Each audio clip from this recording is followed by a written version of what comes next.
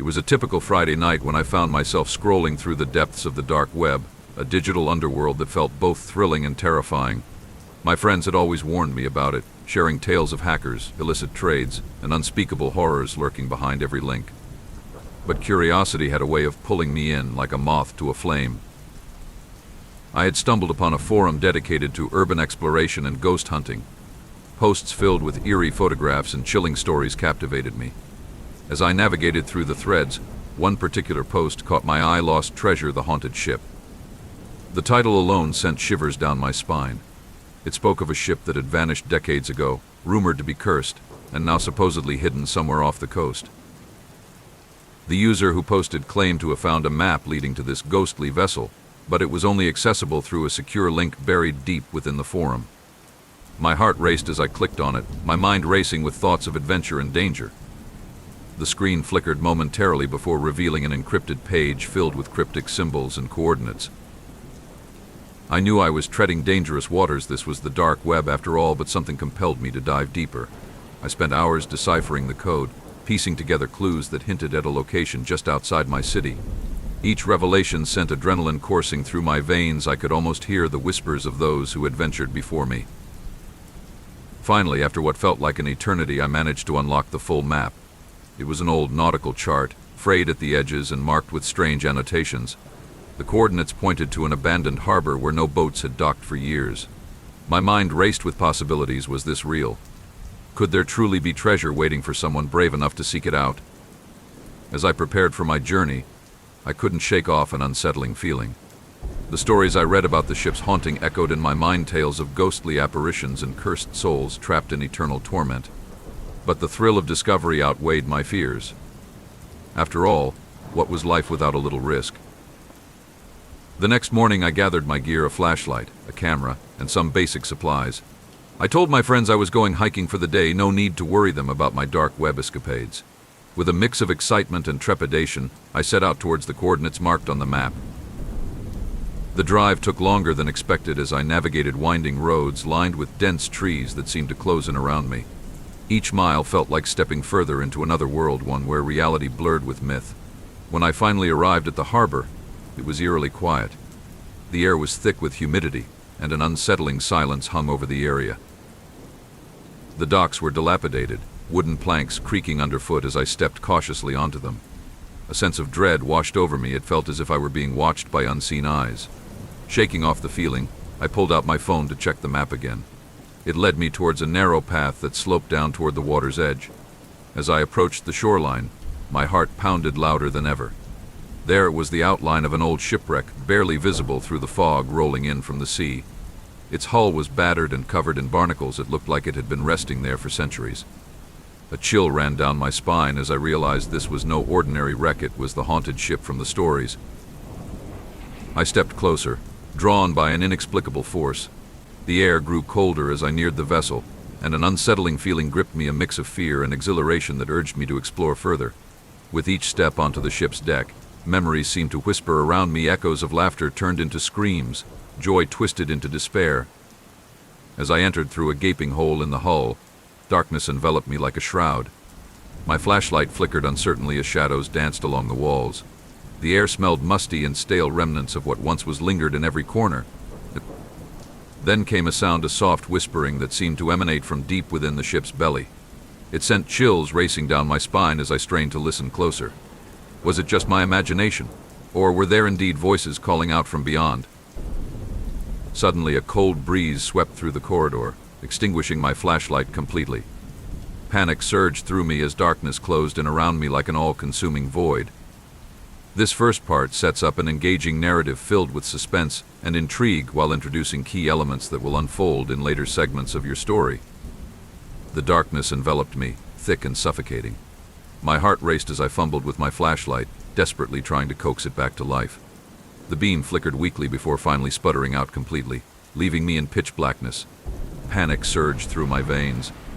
I was alone on a haunted ship, and the whispers seemed to grow louder, echoing in the silence.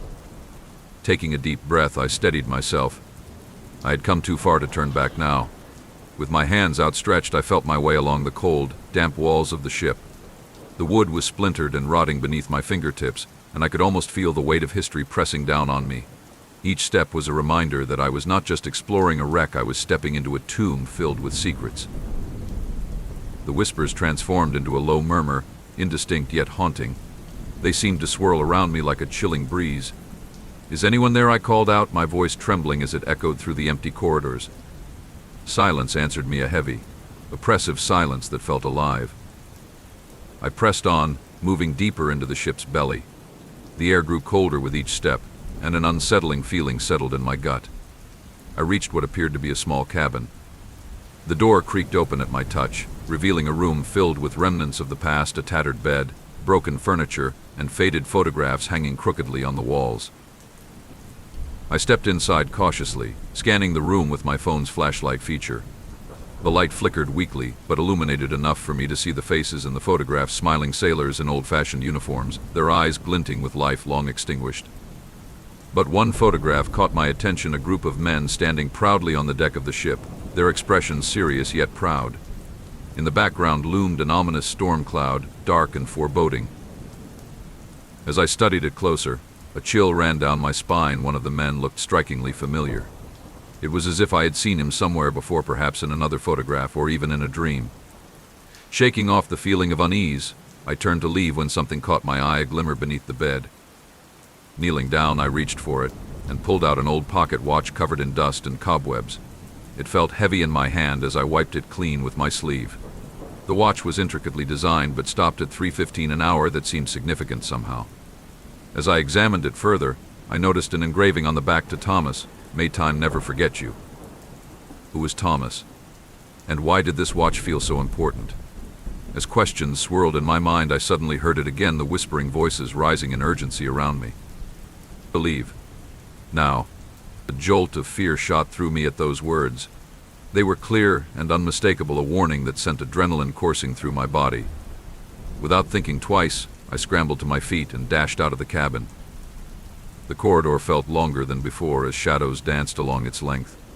My heart pounded in my chest like a war drum as I raced toward what I hoped was an exit. But as I turned a corner, I skidded to a halt. Standing before me was a figure, a translucent silhouette that flickered like an old film reel caught in static. It hovered just beyond reach, its features obscured by an ethereal glow. My breath hitched in my throat as recognition washed over me. It was one of the sailors from the photograph. "Thomas," I whispered hesitantly. The figure nodded slowly, its mouth moving but no sound escaping. Only those haunting whispers swirled around us like smoke. My instincts screamed at me to run, but something rooted me to the spot. "Why are you here?" I managed to ask. Help, the word echoed softly through the air, as if carried by an unseen breeze. "What do you need?" My voice trembled as fear battled with curiosity. "Find." Then Thomas gestured vaguely toward the depths of the ship before fading into nothingness. I stood frozen in place for what felt like an eternity before gathering enough courage to move again. The whispers had quieted but left behind an unsettling tension that clung to me like fog. Driven by an inexplicable urge to uncover more about this ship and its tragic past, I pressed forward deeper into its haunted corridors. As I ventured further into the ship's interior, I stumbled upon what appeared to be the captain's quarters, a larger cabin adorned with nautical maps and navigational tools scattered across a desk covered in dust. The air here felt charged with energy. It was as if time had stopped in this very room. I approached the desk cautiously and noticed an open logbook lying face down among other papers. With trembling hands, I flipped it over and began reading. March 12th, we set sail today under ominous skies. The crew is restless, whispers of doom fill our nights. March 15th, a storm approached swiftly. We lost 2 men overboard. Their screams haunt us still. March 16th, the storm rages on, we are trapped. Something is not right aboard this ship. Shadows move where they shouldn't. My heart sank as I read on each entry, more frantic than the last, until it abruptly ended on March 18th with only one sentence scrawled hastily: "We are cursed." What had happened here? What had driven these men to despair? As dread settled over me like a shroud, something caught my eye, a small chest tucked away beneath the desk. With newfound determination fueled by curiosity and fear alike, I knelt down and pulled it free from its hiding place. It was locked tight but appeared old enough that rust had begun to corrode its hinges. Using all my strength, I pried it open just enough for me to peek inside.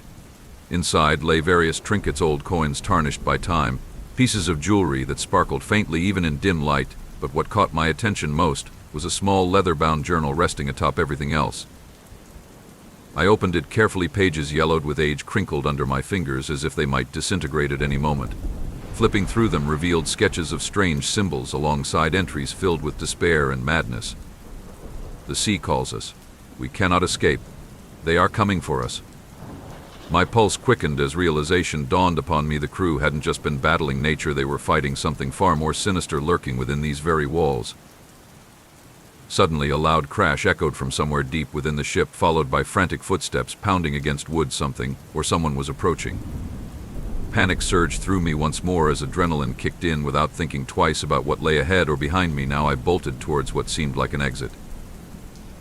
The corridor twisted and turned like a labyrinth. As shadows danced along its edges, my heart raced louder than ever before. Just when hope began to fade into despair, I spotted light filtering through cracks ahead. With every ounce of strength left within me, I lunged forward towards freedom. Bursting through an exit onto deck, I gasped for breath, the salty air hitting my face like ice water.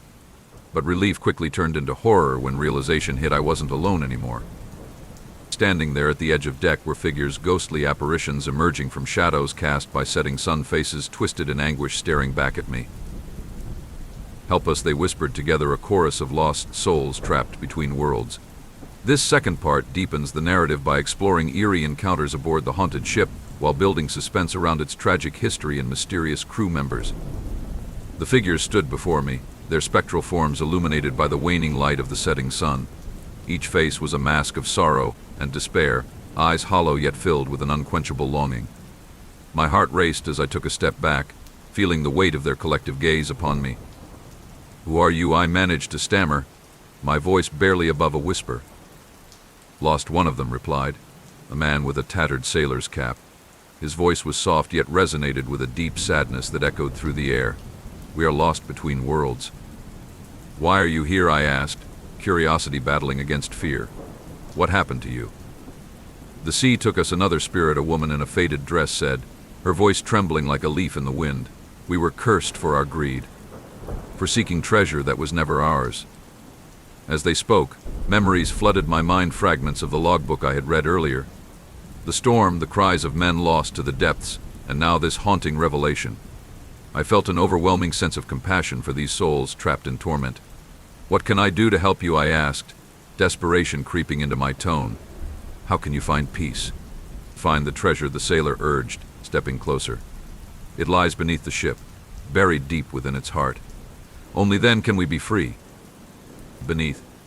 But how?" I questioned, glancing nervously at the dark water lapping against the hull. "What if it's too dangerous?" "Danger is all we know," he replied solemnly. "But you must try. For us." The other spirits nodded in agreement, their faces etched with hope and fear intertwined. The weight of their plight settled heavily upon my shoulders. I had come seeking adventure, but found something far more profound, a chance to help those who had suffered unjustly. Taking a deep breath, I steeled myself. "I'll do it," I declared, determination rising within me. "I'll find your treasure." As soon as I spoke those words, a sudden gust of wind swept across the deck, sending chills down my spine. The spirits seemed to shimmer in response, their forms flickering like candle flames caught in a draft. "Thank you," they whispered in unison before fading back into shadows. With renewed purpose, I turned to face the ship once more. The entrance to its depths loomed ominously before me, a dark maw that promised both danger and discovery. Grabbing my flashlight from my pocket, now fully charged, I descended into the abyss. The air grew thick with moisture as I made my way down into the ship's hold. Each step echoed ominously in the silence that enveloped me like a shroud. My heart thudded loudly in my chest as I navigated through narrow passageways filled with crates and debris, remnants of a life long forgotten. After what felt like an eternity of searching through darkened corridors and dusty compartments, I stumbled upon a large hatch at the bottom of the hold. It was locked tight. Rust had claimed its hinges over time, but there was something about it that called to me. I knelt down beside it and examined the lock closely. It bore intricate carvings, similar to those in Thomas's journal. The symbols seemed to pulse with energy, as if alive. My fingers traced over them until they landed on a small indentation, a place where something could fit. Suddenly I remembered the pocket watch. Rushing back through my memories, I retrieved it from my backpack and held it up against the lock. It fit perfectly. With bated breath, I turned it slowly. The mechanism clicked loudly before giving way. The hatch creaked open, revealing darkness beyond, a staircase leading down into an abyss that felt both terrifying and exhilarating.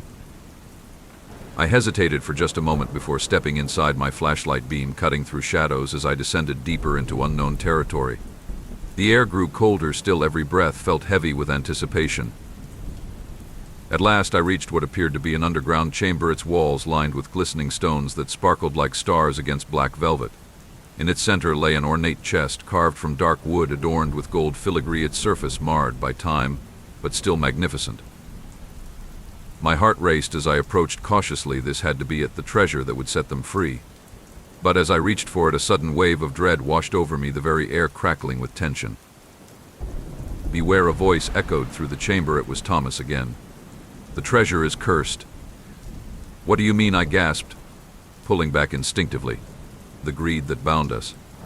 It lingers still," he warned urgently, his form flickering like a dying flame. "You must be pure of heart, or suffer our fate."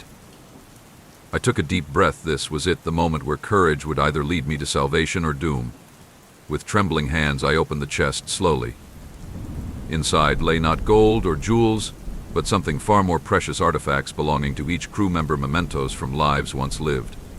A compass engraved with initials, a locket containing faded photographs, each item resonating with stories untold. As realization dawned upon me, I understood the true treasure wasn't wealth, but memories, their legacies trapped within these objects. I gathered them up carefully, each piece feeling warm against my skin, as if they recognized me as their savior. But just then a dark shadow loomed over me, a presence filled with rage and despair surged forth from within the walls, a manifestation of all that had been lost. "No!" Thomas cried out, but it was too late. The shadow lunged towards me, cold tendrils wrapping around my throat like iron chains. Panic surged through me as darkness threatened to consume everything. In that moment I remembered their faces, the sailors who had suffered so much, and drew strength from their pain. With every ounce of willpower left, I shouted into the void, "You will not take me. You will not take them." The shadow recoiled as if struck by lightning, its form wavering uncertainly before dissipating into wisps of smoke. Breathless, I fell to my knees, clutching artifacts tightly against my chest, the warmth radiating through me like sunlight breaking through storm clouds.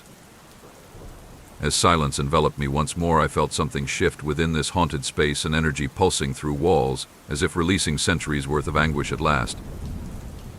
Suddenly the spirits appeared once more, glowing softly around me, their expressions transformed from despair to gratitude. "You did it!" Thomas exclaimed joyfully, his form shimmering brighter than ever before. "I found your treasures," I replied breathlessly, holding up each artifact for them to see. With every piece revealed, their faces lit up with joy, a sense of peace washing over them like waves upon shore. One by one they stepped forward, each spirit taking hold of their respective items, embracing them tightly as tears streamed down their ethereal faces. "Thank you," they whispered together, a chorus filled with love and relief echoing throughout chamber. As they began to fade away, I felt warmth enveloping me, a sense of fulfillment unlike anything else. "You freed us," Thomas said softly, his form glowing brighter, until he finally vanished into light. In that moment I knew they were finally at rest, no longer bound by chains forged from greed or sorrow. But even as joy filled my heart, I realized there was still work left undone. This ship held many secrets yet untold, and perhaps others who needed help too. With newfound resolve, I gathered all artifacts, carefully placing them back inside chest before sealing it shut once more, knowing one day they would find their rightful place among those who sought truth above all else. As I made my way back toward deck, the sun dipped below horizon, casting brilliant hues across sky, illuminating path ahead. It felt like closure, not just for them, but also for myself. Urging onto deck once more, I breathed deeply, filling lungs with salty air, feeling alive again after facing darkness head-on. But even as relief washed over me, I couldn't shake feeling there were still shadows lingering nearby, remnants left behind, waiting patiently for someone brave enough. And so with heartful courage I vowed never forget what happened here today, for every ghost deserves remembrance, and every story deserves telling. Leaving haunted ship behind, I stepped forward, ready to embrace whatever came next, knowing adventure awaited just beyond horizon. This third part concludes your story arc by resolving the haunting mystery aboard the ship while emphasizing themes of redemption and legacy. It leaves room for reflection on what lies ahead while honoring those who suffered within its depths. As I stepped off the creaking deck of the haunted ship, a wave of relief washed over me. The sun had set completely, leaving behind a canvas of stars twinkling in the night sky. I felt lighter somehow, as if the burdens of the past had been lifted from my shoulders. Yet, a part of me couldn't shake the feeling that my journey was far from over. I made my way back to my car, parked on the deserted road leading to the harbor. The cool night air filled my lungs, invigorating me after the oppressive atmosphere of the ship. I glanced back at the silhouette of the vessel against the starlit sky, its presence both haunting and beautiful. It felt like a guardian of stories untold, waiting for someone to uncover its secrets. As I drove home, thoughts raced through my mind. The artifacts I had collected were not just remnants of a lost crew, they were pieces of history, each carrying a story begging to be shared. I realized that I couldn't keep them locked away in a chest. They deserved to be displayed and remembered. The next day, I contacted a local museum specializing in maritime history. When I explained my experience and offered to donate the artifacts, they were intrigued. They invited me in for an interview, eager to hear more about my encounter with the haunted ship. At the museum, I met with Dr. Emily Carter, an expert in maritime folklore.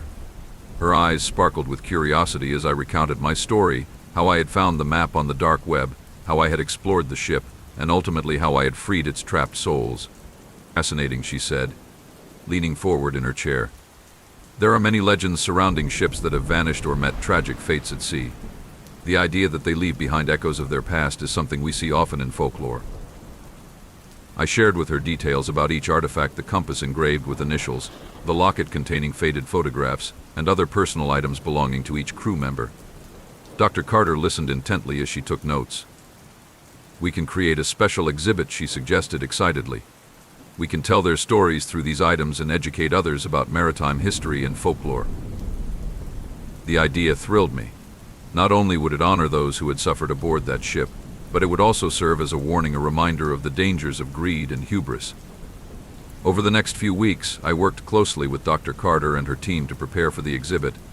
We researched maritime disasters and collected additional information about similar ghost stories associated with ships lost at sea. Each artifact was meticulously cleaned and preserved for display. As we prepared for opening night, I felt a mix of excitement and anxiety. Would people believe my story? Would they understand the significance of these items? More importantly, would they feel the presence of those lost souls? Finally, opening night arrived. The museum buzzed with energy as guests filled the halls, eager to learn about maritime history and ghostly legends. The exhibit was beautifully arranged. Each artifact was displayed alongside photographs and narratives that brought their stories to life. When it was time for me to speak, I stood before an audience filled with curious faces, some skeptical, but many intrigued by what I had shared online leading up to this event. "Thank you all for being here tonight," I began nervously, but steadied myself as I looked out at them, each face reflecting anticipation mixed with doubt. "What you're about to hear is not just a story, it's a testament to those who came before us, the sailors who lost their lives seeking fortune, but instead found tragedy."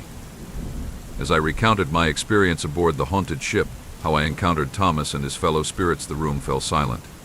You could hear a pin drop as people leaned in closer, hanging on to every word. I spoke passionately about their plight, the curse that bound them, and how finding their treasures allowed them finally find peace.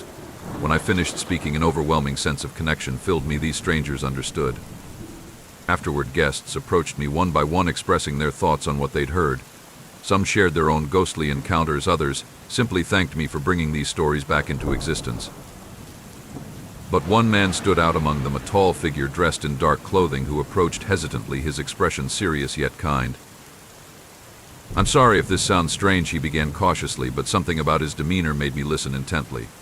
"I've been researching that ship for years, trying to uncover its history." My heart raced at his words. "You know about it?" "Yes," he replied solemnly. "It was called the Mariner's Folly.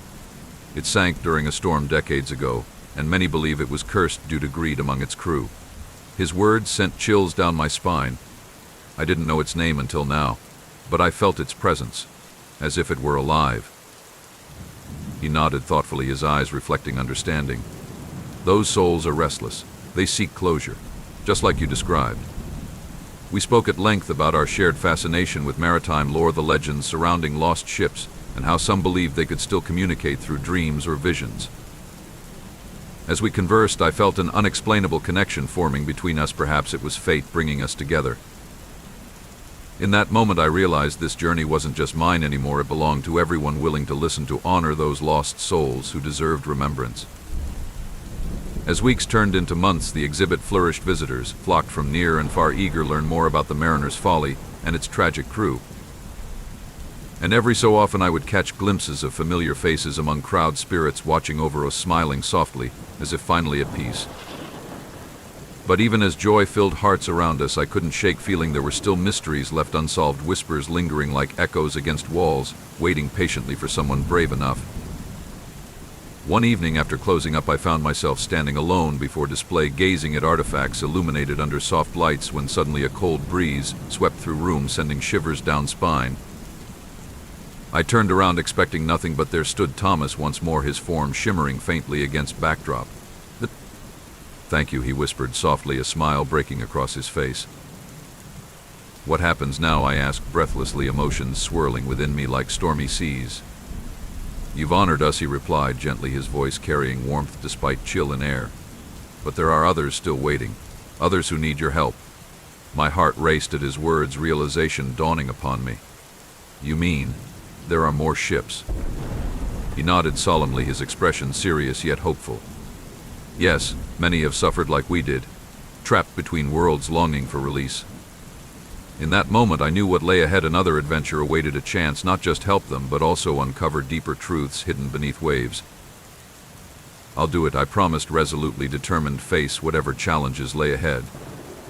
With one last grateful look, Thomas faded into shadows, leaving behind lingering warmth, a reminder that every story deserves telling and every soul deserves peace.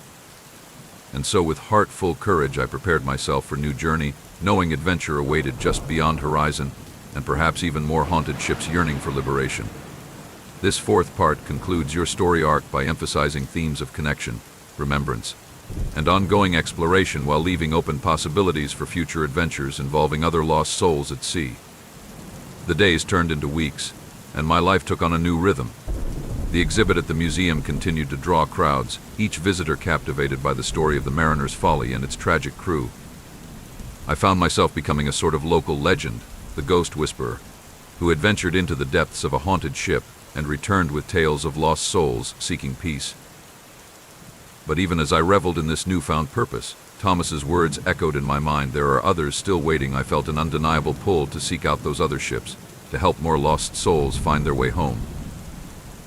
One evening, after closing the museum, I sat at my desk surrounded by books on maritime history and folklore.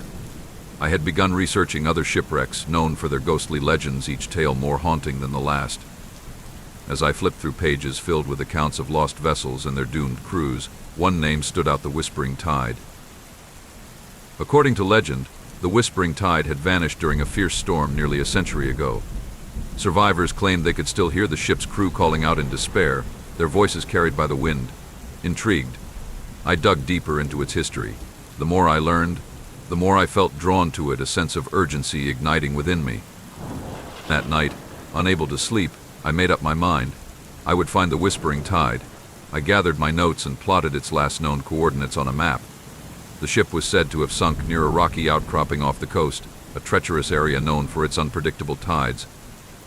The next morning I rented a small boat from a local marina. As I prepared for the journey, checking supplies and ensuring my equipment was ready, I felt a mix of excitement and trepidation. Would I encounter more spirits? Would they be as desperate for help as Thomas and his crew? With the sun rising high in the sky, I set out toward the coordinates I had marked. The water shimmered under the sunlight, but beneath its surface lay secrets long buried. As I navigated through the waves, memories of my previous encounter flooded back, each moment filled with dread and wonder. After hours of searching, I reached the rocky outcropping where the Whispering Tide was said to have sunk. The sea was eerily calm here; it felt almost too quiet. As I dropped anchor and prepared to dive into the depths below, an unsettling feeling settled over me. I donned my diving gear and took a deep breath before plunging into the cool water. The world above faded away as I descended into darkness. My flashlight cut through the murky depths, illuminating fragments of what once was a ghostly silhouette of a shipwreck loomed ahead. As I approached, My heart raced with anticipation and fear. The wreck was partially buried in sand, but still retained an eerie beauty. Barnacles clung to its hull like ancient armor. It was clear that this was no ordinary wreck. It held stories waiting to be uncovered. I swam around the wreckage, taking care not to disturb anything as I searched for signs of life or remnants of its crew. Suddenly, my flashlight flickered over something glimmering in the sand, a locket similar to one from the Mariner's Folly. My heart leaped as I reached for it. Perhaps this was a sign that someone needed my help. As I pulled it free from the sand and examined it closely, a chill swept through me. This locket bore a name engraved on its surface: Elena. Just then, a voice echoed through my mind, a soft whisper carried by currents of water: "Help us." I felt an overwhelming surge of emotion wash over me. This was not just an artifact, it was a plea for assistance from beyond. With renewed determination, I swam back up towards the surface, my heart pounding with purpose. Breaking through into sunlight, I gasped for air, my mind racing. What had happened to Elena?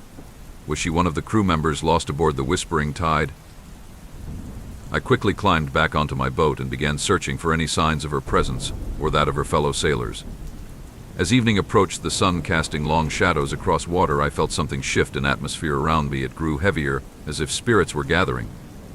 Suddenly, a gust of wind whipped across deck, sending chills down spine.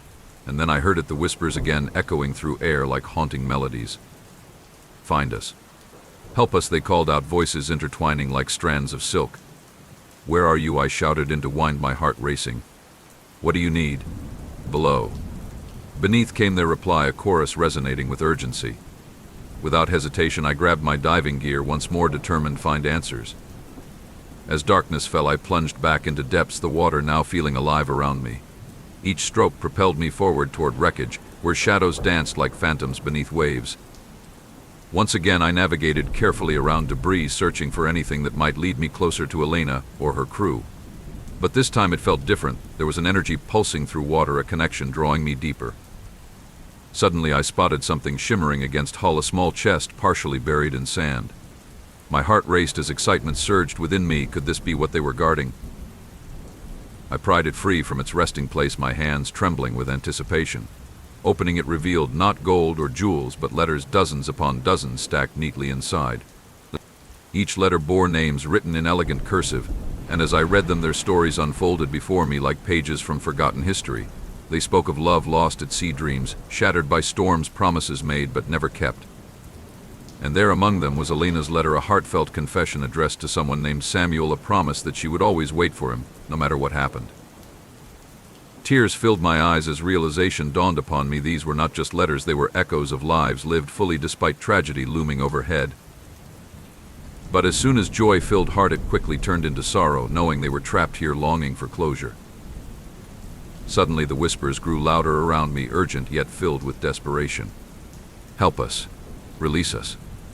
With newfound clarity, I understood what needed to be done. These souls needed their stories told. They deserved recognition beyond mere artifacts or whispers lost within currents. I gathered all letters, carefully placing them back inside chest before sealing it shut once more. Then I swam back towards surface, determined to return home, share their tales.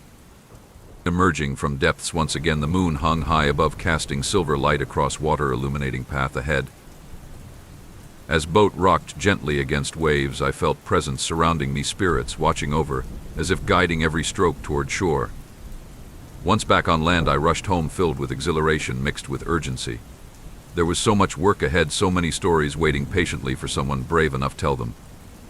Over the next few weeks, I dedicated myself fully researching each sailor whose letter had been found, learning about their lives, their dreams, their loves, and how fate had intertwined them all aboard the Whispering Tide. And when time came finally share these stories, they resonated deeply within hearts who listened. Each tale became part of larger narrative, a testament not just to loss but also resilience, that even amidst darkness hope could shine brightly. As exhibit opened, showcasing letters alongside artifacts, it became clear that every soul mattered, that every story deserved remembrance, regardless how tragic or beautiful. And so, with each passing day, I continued honoring those lost at sea, while seeking out other haunted ships, still waiting patiently beneath waves, longing for liberation. This fifth part concludes your story arc by emphasizing themes of connection, remembrance, and ongoing exploration while celebrating the lives and stories of those lost at sea. It sets up potential future adventures while reinforcing your protagonist's commitment to helping others find peace.